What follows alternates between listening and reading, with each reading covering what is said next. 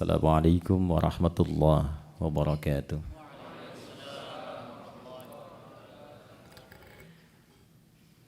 Alhamdulillah. Alhamdulillahi wa kafa.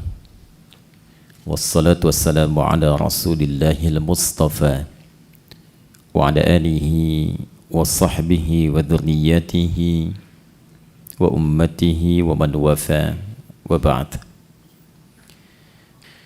Teman-teman sekalian, ayat-ayat paket puasa itu turunnya bukan di bulan Ramadan. Turunnya di bulan Sya'ban, di tahun kedua Hijrah. Saya sebut ayat-ayat karena sebagian umat Islam ketika disebutkan puasa Ramadan, fokusnya hanya di ayat 183 saja. Padahal kurikulum Ramadan itu satu paket. Dari ayat 183 di surah Al-Baqarah sampai dengan ayat 187 di surah Al-Baqarah. Diturunkan di bulan Sya'ban di tahun kedua Hijrah. Dan sekarang kita sudah memasuki bulan Sya'ban di tanggal kedua di tahun 1444 Hijrah.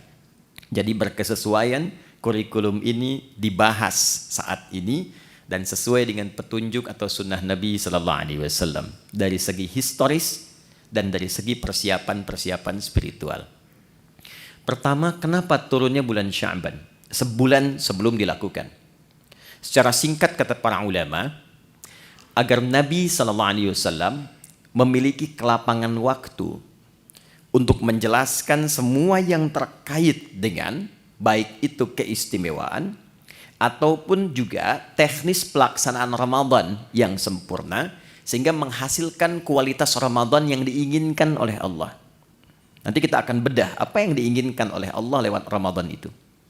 Nah, dengan pendidikan sebelum Ramadan ini langsung dari Nabi, pendidikan Nabawi, maka diharapkan semua orang Islam baik di masa itu ataupun diteruskan kini sampai dengan sekarang itu memiliki kelapangan hati dan kesiapan untuk menerima apapun yang diperintahkan saat Ramadan sehingga menghasilkan kualitas seperti yang diinginkan oleh Allah Subhanahu wa taala. Dalam bahasa Arab, seorang yang telah lapang sehingga menerima apapun dia siap melakukannya, maka dalam bahasa Arab itu disebut dengan marhaban namanya. Dari kata rahiba yarhabu. Jadi kalau orang Arab mengatakan marhaban ya akhi, selamat datang ya saudaraku, menyambut tamu misalnya, itu maksudnya saya betul-betul lapang menerima Anda. Silahkan, apapun yang Anda inginkan di sini boleh. Mau duduk silahkan, makan silahkan. Maka mereka mengatakan nazaltum ahlan wa halaltum sahlan. Disingkat ahlan wa sahlan. Nazaltum ahlan, Anda tiba di sini anggap rumah sendiri. Ya. Nah, rumah sendiri kan juga tidak harus seperti yang punya rumah ya. Ya, silahkan makan, minum, tapi kan ngepel enggak ya. Ya, nyapu enggak ya. Jadi silahkan nikmati senyamannya. Halal tum ya, dan apa yang Anda sekarang mau nikmati semua halal. Silahkan. Itu orang mengatakan marhaban. Nah, kalau kita ingin melapangkan hati supaya apa yang datang apapun itu mudah kita terima, maka bahasa Arabnya tambahkan tasydid di kata kerja asal. Dari rahiba jadi rahhaba. Yurahhibu.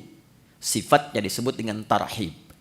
Maka dari sini kenapa muncul istilah tarhib Ramadan? Tarhib itu asalnya usaha untuk melapangkan hati seluas-luasnya sehingga siap menerima dan menyambut apapun yang akan dihadapi kemudian.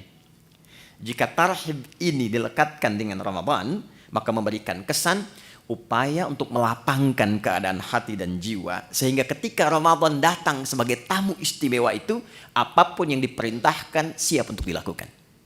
Itu gambarannya. Nah, sekarang apa materi tarhib Nabi Sallallahu Alaihi Wasallam yang pernah beliau sampaikan kepada sahabatnya yang menjadi kurikulum untuk diwariskan sehingga dengan warisan ini setidaknya mendekati kualitas para sahabat-sahabat ataupun tabi'in di era itu yang bisa kita capai di masa-masa yang berbeda. Yang pertama, saya cepat. Di sini ada ibu ya. Jadi saya sapanya Bapak Ibu kan. Bapak Ibu hadirin sekalian. Yang pertama, penting diketahui bahwa goal dari Ramadan itu ada 3.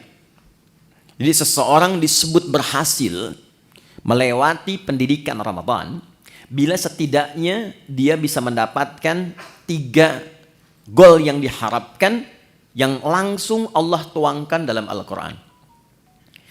Yang pertama, ada yang dinamakan dengan peningkatan ketakwaan personal. Itu yang ada di Al-Baqarah di ayat 183. Jadi Ramadan desainnya dihadirkan oleh Allah ibadah selama sebulan. Nanti harapan pertamanya ditujukan supaya membentuk karakteristik setiap muslim itu yang memiliki ketakwaan personal yang tinggi. Dalilnya Quran surah kedua ayat 183. Ya ayyuhalladzina amanu kutiba alaikumussyam kama kutiba alal ladzina min qablikum la'allakum tattaqun. Nah, ketika menunjuk tattaqun itu menggunakan kata kerja kedua. Nanti saya bedah. Ya. Jadi supaya kalian kan ke kita. Jadi Allah mengkhitab kita secara personal. Aku siapkan puasa ini ya, dan dipanggilnya nanti untuk semua tanpa kecuali. Nanti saya detilkan. Tujuan dasar pokoknya supaya membentuk karakteristik ketakwaan personal bagi setiap individu muslim. 1. 2, saya cepat. Ramadan juga disiapkan oleh Allah untuk membentuk ketakwaan sosial. Jadi bukan sekedar secara pribadinya menjadi lebih baik, tapi ternyata kebaikan personal ini baru punya nilai optimal dalam pandangan Quran jika auranya sudah mampu ditebarkan ke lingkungannya. Karena itu puasa nggak biasa nanti desainnya. Ya, nanti akan melatih kita saat yang bersamaan untuk berinteraksi secara sosial dan mengoptimalkan semua karakter sosial kita. Sehingga goalnya akan terlihat bukan hanya dengan Allah yang punya hubungan baik. Jadi kalau dengan Allahnya baik, dengan manusianya tidak baik, belum sempurna Ramadannya. Dan yang ketiga, membentuk karakteristik manusia yang bersyukur kepada Allah Subhanahu wa taala. Ketakwaan personal, ketakwaan sosialnya ada di ayat 187 dan karakter syukurnya ada di ayat 185. Itu saja yang akan kita bedah di kesempatan kali ini. Saya akan coba optimalkan di 45 menit ke depan, 15 menitnya kalau ada sekiranya yang Anda ingin sampaikan atau kita diskusikan, kita bisa optimalkan di sisa waktu itu. Saya bisa menulis ya. Baik, kita mulai sebentar. Bismillahirrahmanirrahim. Pelan-pelan. Jadi yang pertama, kita mulai dari segi ketakwaan personal. Ya. Takwa secara personal. Dalilnya Quran surah kedua ayat 183. Pelan-pelan. Ya ayyuhalladzina amanu kutiba alaikumus syiyam kama kutiba alal ladzina min qablikum la'allakum tattaqun. Apa yang dimaksud dengan ketakwaan personal? Ini dulu. Bapak Ibu, teman-teman sekalian, bila terdapat kata takwa di dalam Al-Qur'an, itu setidaknya disebutkan derivasinya sebanyak 240 kali. Nah, desainnya terbagi pada 3 bagian. Nanti ada yang membimbing bagian jasmani kita, ada yang kedua membimbing akal atau intelektualitas kita, dan yang ketiga ada membimbing rohani kita, jiwa spiritual kita. Nah, hal yang terkait dengan bimbingan rohani ini yang membawakan atau memberikan bekal kepada kita untuk pulang kepada Allah saat meninggalkan dunia, itu yang diistilahkan oleh ulama dengan ketakwaan personal. Jadi babnya khusus, kalau mau dirincikan secara singkatnya adalah bab tentang aspek ritual. Bahasa lainnya ibadah. Nah, sekarang dasar berpikirnya bagaimana? Kita itu kan tinggal, bukan hanya di dunia kan? Baik ya? Setelah dunia kita meninggal, makanya disebut meninggal dunia. Ya, perginya kemana? Baik. Berbahagianya di dalam Islam, bersyukurnya sebagai muslim, konsep kehidupan yang dijelaskan tuh jelas sekali. Gak ada ambigunya. Ya, Anda bisa komparasikan untuk menambah wawasan kita misalnya. Di Islam itu dari bangun tidur sampai tidur dijelaskan. Dari bimbingannya, doanya, caranya. Meninggal dunia sampai ke bab kematian dijelaskan. Mau wafat tuh silahkan, cara yang tenang seperti ini. Setelah meninggal diinfokan, Anda kalau meninggal dunia tempat transitnya, makanya disebut barzah. Barzah tuh waiting room, tempat pemisah. Namanya kubur, ada ayatnya, ada hadisnya, ada detailnya. Setelah itu kemana? Dari dunia ke akhirat. Tempatnya cuma dua, imma di surga atau neraka. Ini tempat menunggunya disebut barzah, alam pemisah. Alamnya disebut barzah, tempatnya disebut dengan kubur. Jelas semua. Ayat, hadis, dalil, lengkap. Nah sekarang pertanyaannya, kalau kita di dunia saja berkehidupan butuh bekal, Anda nggak mungkin datang ke kantor ini tanpa bekal. Dan di sini pun bekerja mencari bekal kan? Dan kita kadang-kadang tugas, apalagi di EP kan? Tugas misalnya, keluar, eksplorasi. Di setiap tempat kan punya aturannya sendiri ya. Datang ke Amerika, mata uangnya sudah beda, currency-nya sudah lain. Bekalnya sudah berbeda. Nah sekarang, kalau kita meninggalkan dunia, bekalnya apa? Sedangkan yang kita kumpulkan di dunia itu nggak akan dibawa, ke barzah aja nggak dibawa. Ya, ada di antara kita yang dikubur bawa handphonenya. Kalau saya kangen nanti miss call aja, kan nggak bisa kan? Ya pakaian aja kan ganti kan? Ganti loh. Teman-teman masih pakai seragam tuh, ya kan? Seragamnya saat ke alam kubur kan beda kan? Ya kan? Nggak ada kantongnya loh Pak. Boleh dicek nanti tuh, ya? Kainnya cuma 2, perempuan tambah 1 kerudungan, ya kan? Maka yang belum berkerudung dipikir-pikir dulu ya, supaya malaikat nggak aneh nanti nanya, kamu masuk kubur kok pakai kerudung? Di dunianya enggak ya.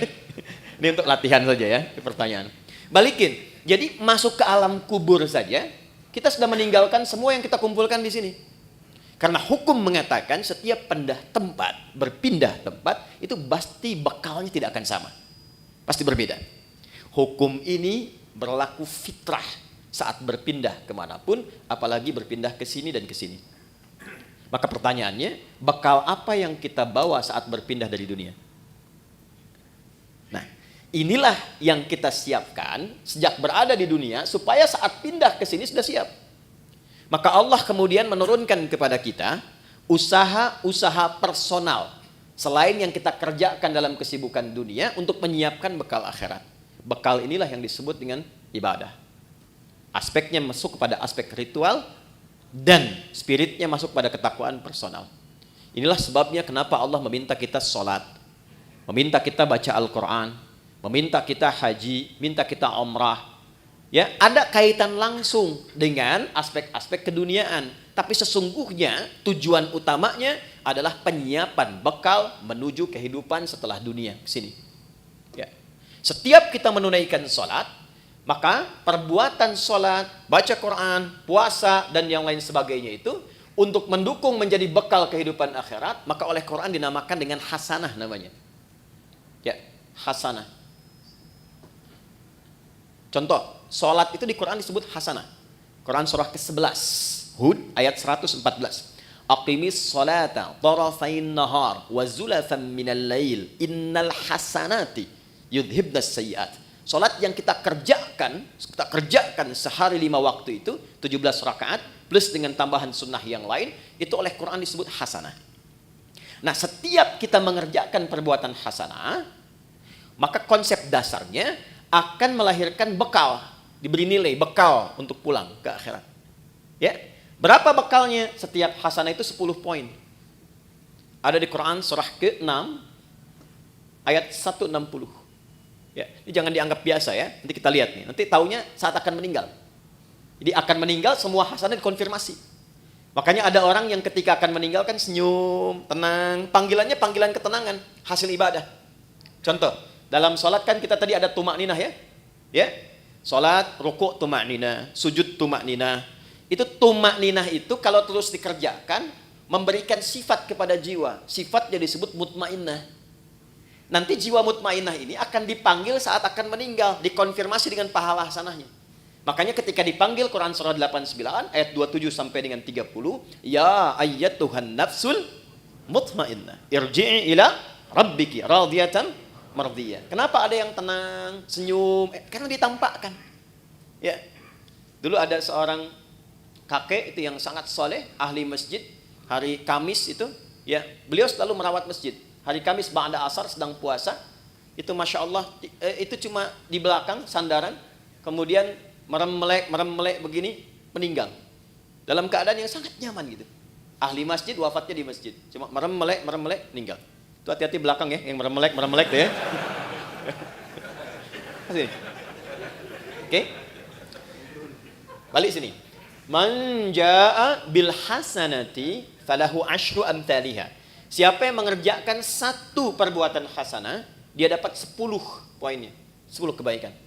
Nah, 10 ini itu detailnya disebut dengan ajrun, lahum ajrun ghairu mamnun. Ajrun itu bahasa kita yang disebut dengan pahala namanya. Nah, ini yang kita kumpulkan hasilnya berupa apa? Pahala. Ajrun. Jadi yang ikut tuh ininya, hasanahnya. Dan 1, 2, ngitungnya bukan 1, 2, 3, 4, bukan begitu. Cara menghitungnya contoh di hadis Muslim, Anda baru masuk ke sini nih, tempat ibadah, mau sholat misalnya, itu baru datang sudah mendapatkan 25. Jarak 1 ke 2-nya 500 tahun. 2 ke 3-nya 500 tahun. Demikian seterusnya. Baca Quran setiap hurufnya itu 10 kebaikan. Ya. Nah, problemnya apa? Apa kaitan dengan pembahasan kita? Maaf sekali dengan bahasa ini. Setiap kita itu kan meyakini bahwa kita akan pulang. Akan meninggal. Ya kan? Gak ada satu pun, apalagi kita yang beriman, yang tidak meyakini bahwa satu saat kita akan meninggal. Ini kan sementara. Anda sesibuk apapun berada di sini, pasti hakul yakin bila tiba waktunya pasti pulang kan? Pasti meninggal kan? Tapi pertanyaannya, di antara sekian orang yang yakin akan meninggal ini, sudahkah dia menyiapkan bekal yang cukup untuk pulangnya? Coba perhatikan. Untuk yang sementara saja, yang kita tinggali saat ini, betapa luar biasa seriusnya. Kerjanya berangkat gelap, melewati banyak kemacetan, pulangnya gelap lagi. Ya kan? Serius kita kerjakan, tata kelolanya, aturannya dan sebagainya. Untuk mengumpulkan apa? Untuk mengumpulkan kenyamanan-kenyamanan dunia yang sifatnya sementara. Bila tiba waktunya, rumah yang sudah dikumpulkan jadi mewah itu, kendaraan yang luar biasa, pakaian yang bagus-bagus, pada akhirnya ketika pulang, kan nggak bisa dibawa ke sini pun. Mau pindahan rumah cuma 2 kali 1. Sementara yang ada sekarang sudah dikumpulkan begitu besar. Karena memang bekalnya berbeda.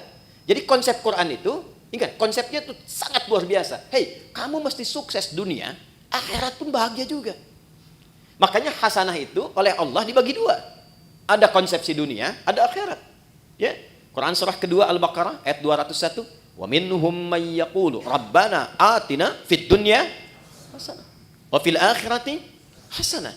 Jadi keseimbangan dalam Islam itu Allah enggak menginginkan kejar akhirat, dunia lupakan, tidak. Karena mencari akhirat itu tempatnya di dunia. Tapi jangan sampai juga terjadi, maaf, dunianya luar biasa, akhiratnya nestapa. Nanti kita akan temukan pengaruh-pengaruh ibadah ini, ada yang terkait dengan dunia, tapi pokoknya adalah akhirat. Ini gambaran pertama. Nah, kenapa puasa? Kenapa puasa? Karena dari sekian kita beraktivitas, sekian lama diberikan waktu berkehidupan, kadang-kadang kebanyakan manusia lupa dengan tujuan berkehidupannya, sehingga tidak siap untuk pulang. Contoh, kemarin di Pondok Indah saya sama-sama menghitung. Ini rata-rata usia berapa ya? Kita ambil 40 lah ya. Ya, entah ke atas atau ke bawah, 40 ya. Konsepnya begini aja, 40. Ya, 40 tahun itu kalau kita potong sedikit untuk tidurnya kira-kira berapa tahun? Akumulasi setengahnya lah ya. Dari mulai berkehidupan, tidur siang, tidur malam, kurangi 20 tahun. Jadi yang digunakan aktivitas 20 tahun. Oke. Dari 20 tahun ini yang dipakai ibadah berapa tahun? Kurangi kerja, makan, macam-macam. Ambil setengahnya ya. Jangan terlalu pesimis lah. Ambil 10 lah. Nah, ini yang dipakai sholatnya, ibadahnya, macam-macam. Dari yang 10 tahun ini, yang ibadah, yang ikhlas berapa tahun? Kan konsep diterimanya kalau ikhlas kan? Wa ma umiru illa liya'budullaha mukhlishina lahuddin. Ambil 5 tahun lah ya. Jadi usia 40 tahun itu amalan potensial yang dibawa untuk pulang 5 tahun. Potensial. Ya kan? Dan ingat energi potensial kan ada kaitan dengan H juga kan? MGH kan? M dikali G kali H kan? Ya kan? Bukan cuma gravitasi dunia, tapi harus ada keseimbangan akhirat kan? Halo? Betul ya? Baru jadi kinetik kalau ada itu baru kan setengah M dikalikan V kuadrat kan? Tambah kedua jadi mekanik kan? Baik, kita balik ke sini. Dari 5 tahun yang ikhlas nih, maksiatnya berapa tahun? Udah kebayang ya sekarang ya? Dan harapannya kan ke sini surga Firdaus kan? Bersama Nabi kan? Bekalnya mana? Itulah yang menjadikan sifat Rahman dan Rahimnya Allah diaktualisasikan kepada kita dalam wujud Ramadan itu. Allah menginginkan sekalipun waktunya terbatas, tapi dengan kasih dan sayangnya diinginkan oleh Allah setiap hambanya yang beriman itu punya peluang yang tinggi untuk mendapatkan rahmat Allah di akhirat berupa surga. Maka didatangkanlah setiap tahun 12 bulan itu dari sekian kesibukan 30 hari khusus untuk meningkatkan ketakwaan personal ini sehingga meningkatkan peluang-peluang untuk mendapatkan rahmat di akhirat. Kenapa wujudnya puasa? Karena puasa adalah desain satu-satunya yang menjadikan setiap manusia mudah meningkatkan amal soleh. Satu, Anda kalau tidak sedang puasa, jangankan sholat sunnah, maaf, sholat fardu pun kadang terlambat. Dan kesannya biasa. Nanti lihat saat puasa, jangankan sholat fardu, ketinggalan sunnah, gelisah. Lihat awal pertama Ramadan nanti, ya, para ibu bahkan sudah maaf sekali, ya, sudah mulai memesan tempat, membuk tempat-tempat saf pertama dengan sajadah itu. Dan itu bukan ngejar sholat fardu, ngejar tarawih. Dan tarawih sunnah kan, ya kan? Anda keluar dari sini, ada yang minta, belum tentu diberi. Tapi saat puasa, yang tak kelihatan mata itu ditanya, berapa fakirnya, berapa miskinnya, berapa yatimnya, dikumpulkan. Jadi puasa itu dahsyatnya apalagi Ramadan bisa membuat seseorang itu mengakumulasikan semua potensi ibadah yang bisa dilakukan. Orang yang nggak pernah ke masjid itu Ramadan bisa saf pertama. Tapi saya tidak katakan setiap yang saf pertama nggak pernah ke masjid ya. Tapi bisa datang itu luar biasa. Ya, Quran yang nggak pernah jarang ngaji itu bisa tadarus. Itulah dahsyatnya Ramadan. Satu. Yang kedua, ketika seseorang sudah mulai mendapati Ramadan, apalagi dia serius dia bekerjakan maka potensi-potensi maksiat yang mengikis kebaikan-kebaikan itu bisa dijaga, bahkan ditekan dan dihilangkan saat Ramadan. Seorang yang pemarah sekalipun itu bisa libur marahnya, Pak. Ada pemarah jam 5:30 dicaci maki, 30 menit lagi buka, jam 6 buka, 5:30 caci maki. Dia nggak balas, dia diam aja. Istrinya heran, dia tanya, kok nggak balas, Pak? Ntar habis maghrib gitu. Bisa tahan. Ya. Karena konsepnya demikian, minimal dia takut batal puasanya, dia melatih dirinya dari sejak awal. Korupsi bisa libur tuh. Ya. Sogok menyogok bisa libur, takut batal. Ya. Itu konsep dasar pertama, kenapa dimunculkan puasa? Karena panggilannya ketakwaan personal, di bagian pertama. Jadi secara singkat begini, di balik kesibukan dunia yang kita kerjakan, sekali-kali Allah minta kita sadar, hei ingat kamu akan pulang. Kalau memang belum bisa mendapatkan yang optimalkan Ramadan. Karena itulah saya cepat langsung ke ayatnya. Ini kalau waktunya panjang, saya bisa detilkan dari setiap huruf Quran. Contoh, waktunya panjang, cuma kesempatannya. Yuk, masuk ke Al-Baqarah 183. Saya ambil contoh singkat saja. Ya ayyuhalladzina amanu. Saya ambil satu ini saja. Itu kalimat. Ya disebutkan 361 kali dalam Al-Quran. Itu menunjuk panggilan. Bisa panggilan dekat, menengah, dan jauh. Nidaul qarib, mutawassit, wal ba'id. Huruf panggilan di gramatikal bahasa Arab itu ada 14. Tapi yang di Quran digunakan hanya ya. Pemanggil dekat, menengah, dan jauh. Ayyuha disebutkan 150 kali dalam Al-Quran. Ayyunya berfungsi menguatkan pesan, haknya mengingatkan. Alladzina disebutkan sebanyak 1080 kali dalam Al-Quran. Panggilan mencakup semua tanpa kecuali. Laki-laki, perempuan, besar, kecil, dan semua status keduniaannya. Perhatikan baik-baik. Betapa satu huruf ini kesannya luar biasa. Khusus untuk Ramadan. Panggilannya dibuka dengan ya ayyuhalladzina amanu, seakan-akan Allah ingin memberikan pesan yang kuat. Hei semua hambaku, laki-laki, perempuan, besar, kecil yang merasa beriman.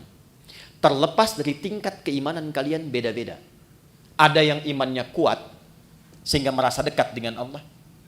Konfirmasi iman kuat tuh begini. Kita kalau ingin ukur iman kita kuat atau lemah, ya, nanti ukurannya di Quran surah ke-8. Ayat yang kedua contohnya. Innamal mu'minuna alladzina idza dzukirallahu wajilat qulubuhum. Insan beriman yang sejati itu ukurannya kalau dipanggil disebutkan nama Allah, itu ada getaran di hatinya, mengonfirmasi. Karena itu diperdengarkan nama Allah setiap hari 5 kali, setiap pergantian waktu di telinga kita. Telinga itu bahasa Arabnya udhun, jamaknya disebut adzan. Maka diperdengarkan dalam adzan lafaz Allah, Allahu akbar, Allahu akbar. Nah, teman-teman merasakan nggak waktu ada panggilan itu di hati itu ada getaran kan? Allahu akbar, Allahu akbar, ada getaran kan? Nah, itu konfirmasi iman. Kalau kemudian itu direspon dan sadar saat dipanggil, misal subuh 4.35 dipanggil, Anda masih tidur, Allahu akbar, Allahu akbar, Anda langsung bangun, ya Allah sudah adzan, wudu, siap-siap sholat. Nah, ini menunjukkan iman Anda standar. Masih charter tuh. Standar.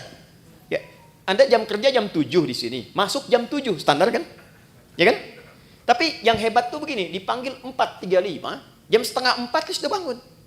Ada yang begitu. Ya, itu isyarat misal di Quran surah ke-4 ayat 103.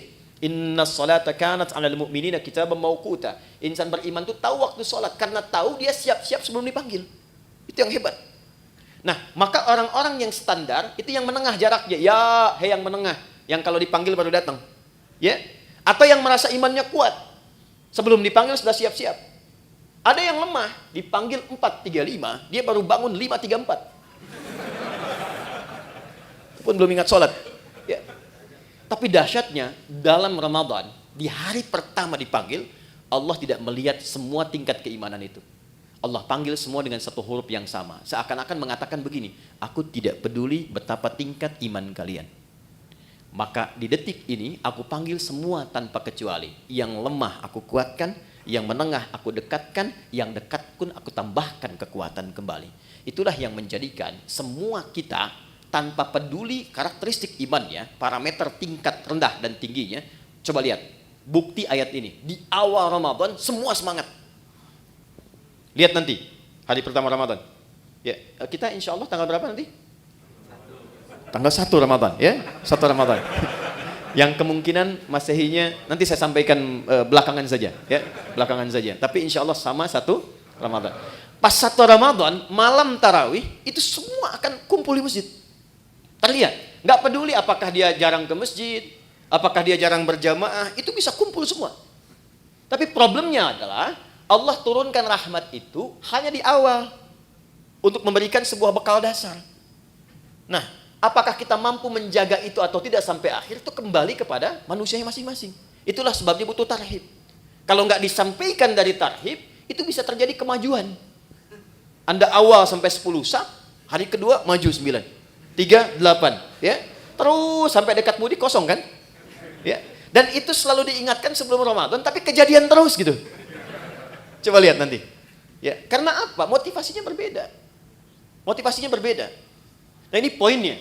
Jadi di awal Ramadan, ya sudah diingatkan dalam ayat yang pertama turun, Allah berikan perangkat kemudahan bagi setiap personal untuk mendekat kepada Allah. Supaya terjadi peningkatan ketakwaan. Dahsyatnya apa? Ini motivasi pertamanya. 1.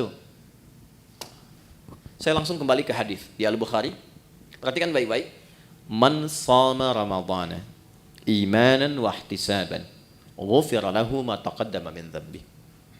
Masuk malamnya, hadis yang sama, beda diksinya. Man qama Ramadhana imanan wa ihtisaban ghufira lahu ma taqaddama min dhanbi. Karena pertama kali masuk Ramadan kita ibadah malam, salat disebut dengan qiyam, pekerjaannya disebut dengan qama. Perhatikan anugerah besarnya saat Ramadan. Dari alladzina dipersonifikasi jadi man. Kalau man itu sudah ke personalnya. Kalau alladzina masih umum. Siapapun dari yang banyak ini, malamnya memulai dengan menyiapkan diri untuk menunaikan tarawih. Man qama Ramadhana, khusus Ramadan, bukan yang lain. Imanan karena panggilan imannya merespon seruan Allah. Di Allah panggil, ya ayyuhalladzina amanu, Anda datang dengan iman itu. Jadi bukan karena orang lain tarawih Anda ikut. Bukan karena imamnya bagus saya ke situ gitu. Bukan. Karena kesadaran bahwa selama ini saya sibuk, jarang nyari akhirat. Selama ini orang sudah menghafal Quran, saya baca aja belum punya waktu. Selama ini orang tahajud, saya masih kejar kerja lagi. Dapat meninggal, bekal belum siap. Maka ketika diberikan Ramadan, saya sadar ini peluang saya. Maka dia datang dengan imannya. Begitu datang dengan imannya, dia mengoreksi dirinya. Dia sadar, ya Allah, selama ini saya sibuk, Engkau berikan aku kesempatan sekarang untuk mendekat kepadamu. Lalu dia bacakan kalimat yang Nabi ajarkan kepada Sayyidah Aisyah, Ummul Mukminin. Allahumma innaka afuwwun karim. Tuhibbul afwa fa'fu anni. Ya Allah, Engkau mencintai orang-orang yang mendekat kepadamu. Engkau maha mulia yang memaafkan. Selama ini hamba sibuk, hamba banyak berbuat maksiat. Malam ini hamba menegadah kepadamu untuk memohon ampunanmu. Itu yang disebut ihtisaban.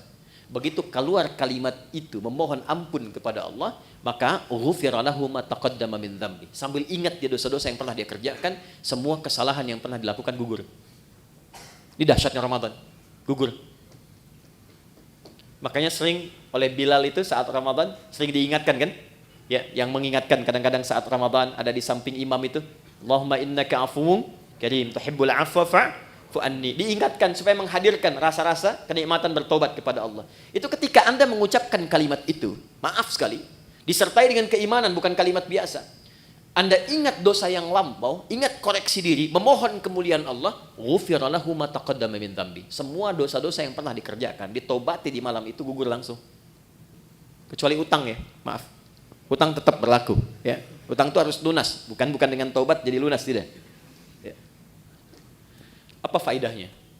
Begitu selesai, dosa diampuni, Anda bangkit misalnya, baru takbir, kemudian meninggal, itu Masya Allah. Meninggal di malam itu dengan taubat gugur semua, dapat satu amalan, sudah faqad waqa ajruhu 'ala Allah. Dosanya hilang, amalannya tumbuh. Jadi peluang mendapatkan rahmat Allah di akhirat ke surga ini menjadi lebih besar. Hisabnya ringan. Itu nggak ditemukan di waktu-waktu lain kecuali Ramadan. Kalau bersamaan itu dengan malam Al-Qadar, bersamaan, maka sholat yang pertama ditunaikan itu langsung pahalanya lebih dari 1000 bulan. Bukan sama dengan 1000 bulan, ingat. Ayatnya mengatakan Lailatul Qadri khairum min, khair min itu lebih dari, bukan sama. 1000 bulan itu kurang lebih 83 tahun lah kalau dikonversi. Lebih dari itu lebih banyak. Jadi kalau ada misalnya Anda ngaji tuh selepas tarawih, cuman baca satu ayat misalnya, Nun, pas malam Al-Qadar, itu nilai nunnya lebih daripada 83 tahun. Ada yang seharian bisa baca Nun. Ya, dan ingat di hadis Muslim, konsepsi pahala itu kan menutup dosa. Ya, pahala tutupin dosa, pahala tutupin dosa. Ini sholat nih ya, misal selesai sholat, ada yang menggibah dan nggak tanggung imamnya misalnya, ya gitu amat ya bacaannya, si amat aja nggak begitu ya, dia keluar tuh, dibicarakan, itu di hadis Muslim, pahala sholatnya langsung ditransferkan kepada orang yang digibahkan itu. Wa syatama hadza, wa qadhafa hadza, wa daraba hadza, wa safaka dama hadza. Ada yang berselisih, difitnah, itu langsung pindah. Jadi konsepnya yang soleh menutup yang salah. Nah sekarang berapa banyak yang dikumpulkan yang soleh itu? Sementara dari ujung kepala sampai ujung kaki, maksiat sering kali terjadi setiap detik sekarang. Mata udah salah lihat tuh, baru bangun udah salah lihat. Cek WA kan? Huh? Niatnya pengen lihat YouTube ceramah, yang keluar iklan yang tak pantas. Ya kan? Dilihat apa dilewat? Ya, dilewat sayang, gitu kan? Dilihat dosa, ya. Tapi kan iman yang menguatkan, lewat. Ya, istighfar lisan, astagfirullah.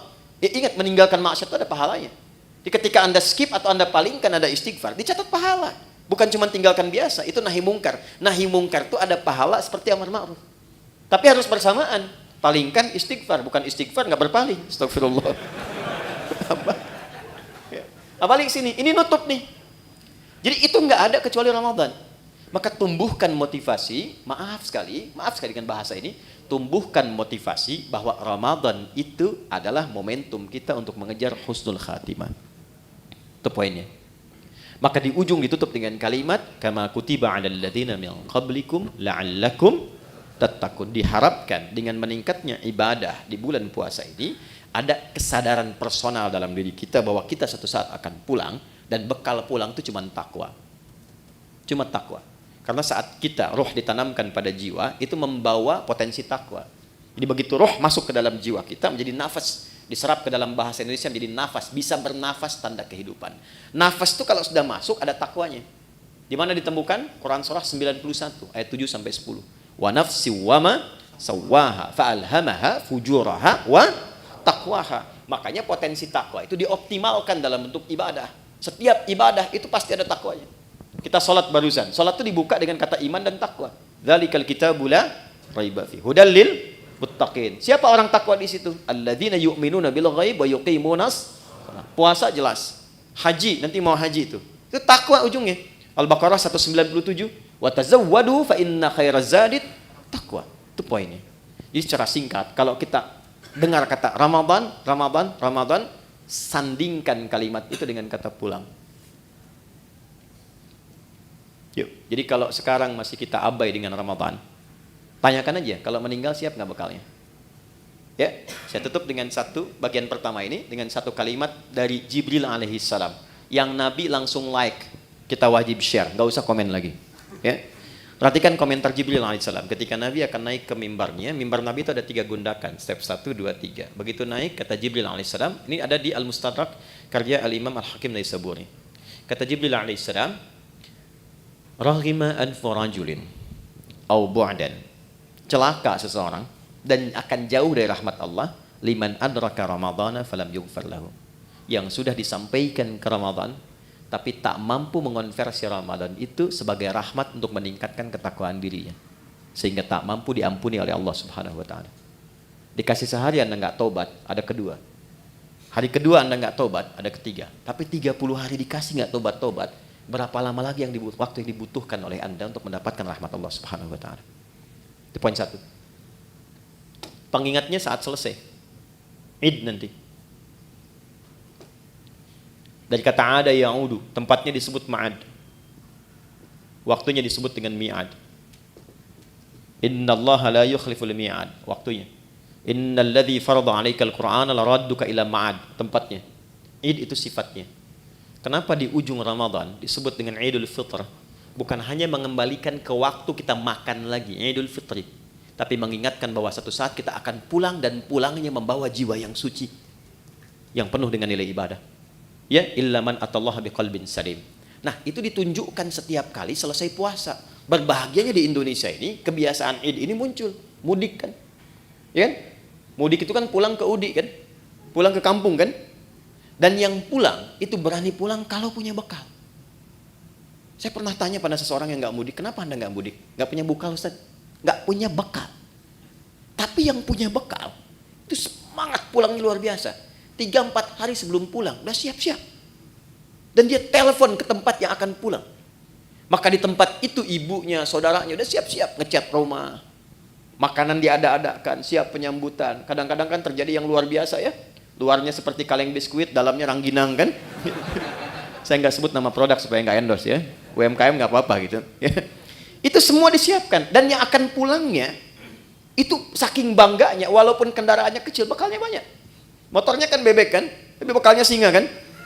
Coba lihat, dusnya ditambah lagi pakai pelepah kurma, sampingin lagi pelepah pisang tuh ya kalau di sini. Ya, pelepah pisang tambahin dus, tambah lagi. Dan dia tuliskan, aku pulang sayang. Kenapa? Karena siap.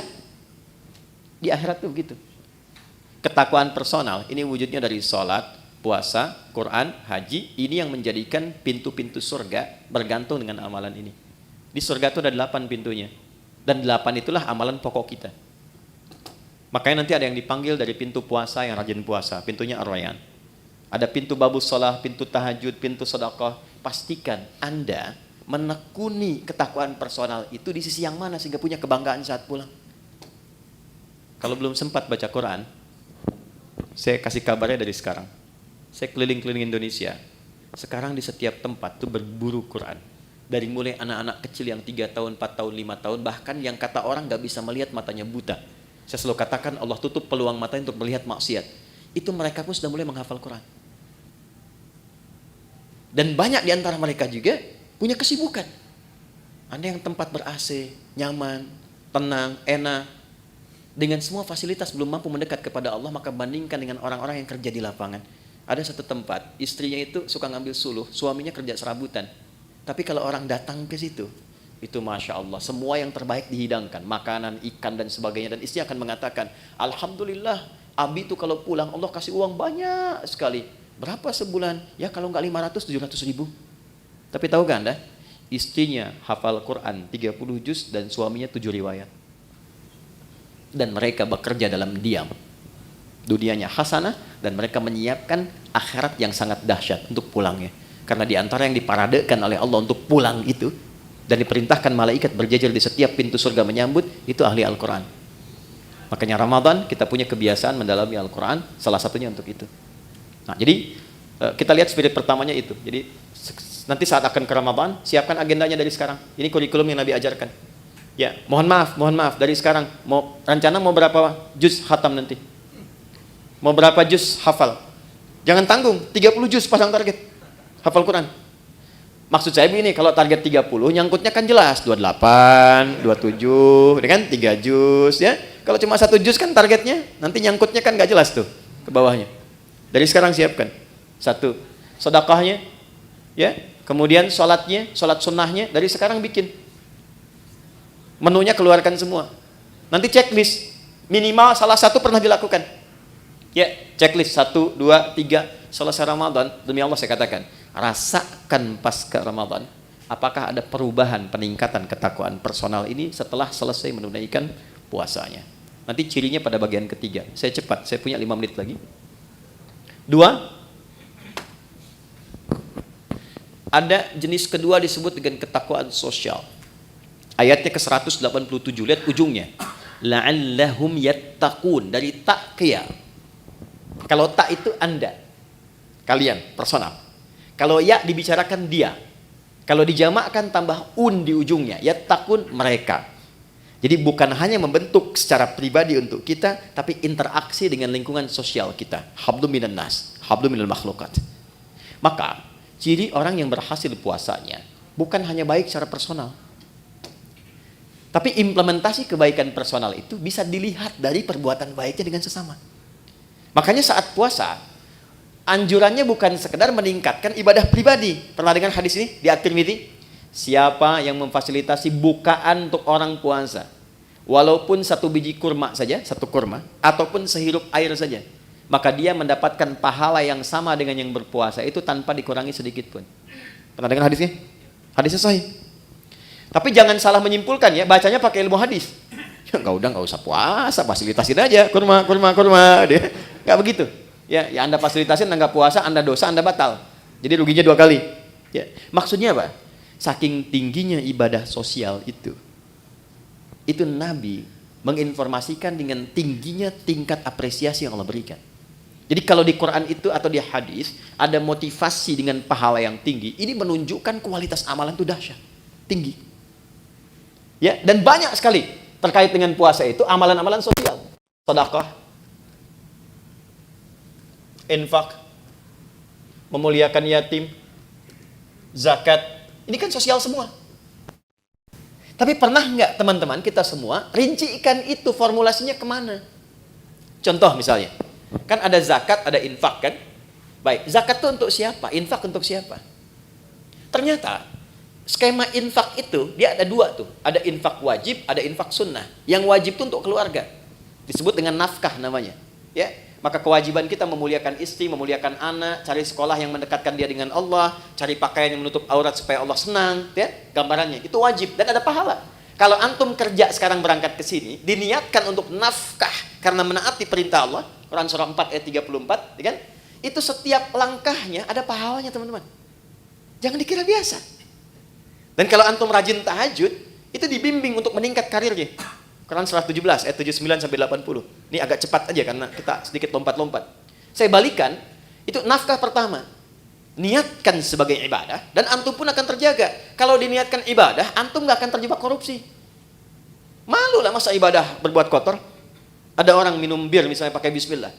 Bismillahirrahmanirrahim, berkurang dikit dah dosanya gitu kan? Enggak ada. Ya, orang kalau mau korupsi juga kalau sedang merasa ibadah nggak mungkin dilakukan. Dia akan terjaga. Nah, tapi yang terkait dengan Ramadan ini, saya mau tarik ya. Nih, ke infak sunnah. Saya perhatikan banyak mencarinya keluar dulu. Padahal konsep dasar utamanya adalah ke dalam dulu. Quran surah kedua Ayat 2:15. Mungkin ini agak baru. Yas'alunaka madza yunfiqun. Mereka bertanya kepada Muhammad SAW, apa yang akan diinfakkan dan kepada siapa? Kata Allah, qul ma anfaqtum min khair. Katakan kalau mereka ingin infak, berikan kualitas yang baik, yang terbaik. Pertama lil walidain, orang tua. Ini dulu. Coba. Jauh-jauh infak bahkan sampai ke luar negeri dan sebagainya. Enggak dilarang. Tapi lihat orang tua sendiri, dari infaki belum? Berapa di antara anak-anak yang mengirimkan bukaan pada orang tuanya? Yang mentransfer untuk persiapan Ramadannya? Itu disindir keras oleh Al-Quran di Quran surah 46 ayat ke-15. Bahkan kata Quran, kalaupun Anda sudah sukses dan menikmati kesuksesan itu, mungkin, maaf ya, ini isyarat Quran ya, kesuksesan itu didapatkan bukan hanya kerja-kerja keras Anda. Saham Anda mungkin 30%. 70%-nya ibu yang sering tahajud minta sama Allah nangis. Ayah yang dengan peluh keringatnya luar biasa. Gak apa-apa ya Allah saya mencangkul anak saya yang penting jadi direktur. Gak apa-apa ya Allah saya tidur di amparan-amparan yang penting anak saya bahagia di kemudian hari. Itu disindir keras. Makanya ketika Anda sukses, doa pertamanya menyertakan orang tua. Rabbi auzi'ni an ashkura ni'mataka allati an'amta 'alayya wa 'ala walidayya. Maka ketika Anda menyiapkan pos infak saat Ramadan nanti, yang paling prioritas pertama orang tua. Ini dulu. Nah, ini desain pertama akan memperbaiki hubungan-hubungan sosial yang tingkat pertama dengan orang tua. Mungkin hebat sholatnya, ternyata dengan ibunya bermasalah. Ya, hebat puasanya, sunnah dikerjakan, dengan ayahnya belum selesai masalahnya. Tuntaskan dulu. Ini skemanya. Wal aqrabin, kerabat terdekat. Nomor 2. Wal yatama, baru naik ke anak yatim. Wal masakin, baru orang miskin. Wabnis sabil, orang-orang yang kesulitan. Setelah itu, baru nanti yang umum.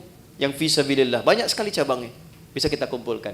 Nah, singkatnya adalah mumpung sekarang kita masih di bulan Sya'ban, dari sekarang disiapkan, nabung dari sekarang. Berapa anggaran infaknya nih untuk skema sosial untuk Ramadan? Setiap hari keluarkan misalnya 1, 2, 3 support A, support B, support C. Karena yakin Ramadan itu dengan sendirinya pasti akan meningkat. Pasti disiapkan oleh Allah. Pandai-pandai melihat berapa yang Allah siapkan untuk kita. Kalau sudah cukup di dalam rumah, Anda dapat gaji misalnya 20 juta. Kebutuhan di rumah 10 juta, tabungan 5 juta untuk ke depan, untuk anak-anak. Berarti 5 juta itu peluang ibadah Anda lewat harta. Optimalkan. Tinggal diatur nanti bagaimana penyalurannya saat Ramadan. Dan yang paling dahsyat, ada nanti skema yang ketiga, yang terakhir, sedekah. Yang sifatnya lebih luas lagi. Bukan hanya muslim, tapi sampai non-muslim. Sampai non-muslim. Anda bekerja kan di sini nggak semuanya muslim tuh. Pasti ada non-muslimnya. Nah, tebarkan aura Ramadan kepada teman-teman juga. Ya. Jadi begitu datang nanti bulan Ramadan, bisa dibikin skemanya untuk sedekah itu lebih luas sifatnya. Mungkin di antara anak mereka ada yang kesulitan, bisa diberikan bantuan SPP-nya. Itu kan? Ada di antara mereka yang tertarik dengan Islam, berikan kemudian pendalaman dengan buku-buku keislaman. Biayanya boleh dari skema ini. Bahkan nanti bisa dari zakat yang mu'allafati qulubuhum. Ya, Anda mau buka berbagi, makanan kan banyak tuh. Kata Nabi berbagi, sampingnya mungkin tetangga non-muslim, ajak. Anda mau buka bersama barang-barang nih ya, jangan yang muslim saja. Mungkin ada non-muslim tertarik, ajak. Ya, ketika dia bertanya, ya, kok saya boleh ikutan? Sampaikan. Islam atau Quran yang mengajarkan saya untuk berbagi. Ya, nanti hari kedua dia tanya lagi, hari ini Quran ngajarin lagi berbagi kan? Nah, ini poinnya. Yang terakhir, yang ketiga, ya kita akhiri. Jika semua ini sudah bisa kita lakukan, maka semua latihan ini akan merubah kepribadian kita dan membentuk karakteristik yang baru pasca Ramadan. Gambarannya begini, maaf sekali, kalau teman-teman biasa makan, pakai ayam, pakai kerupuk, Ya, ini Ustaz Mubarak waktu pesantren tuh capruk, kecap kerupuk, ya. Saya satu pesantren dengan beliau, kecap kerupuk, ya. Nah, setelah 30 hari. Hari ke-31, ayamnya dikasih, kerupuknya nggak dikasih. Kira-kira komentar pertama apa? Mana kerupuknya? Karena sudah terbiasa kan? Baik. Ramadan kan kita dilatih.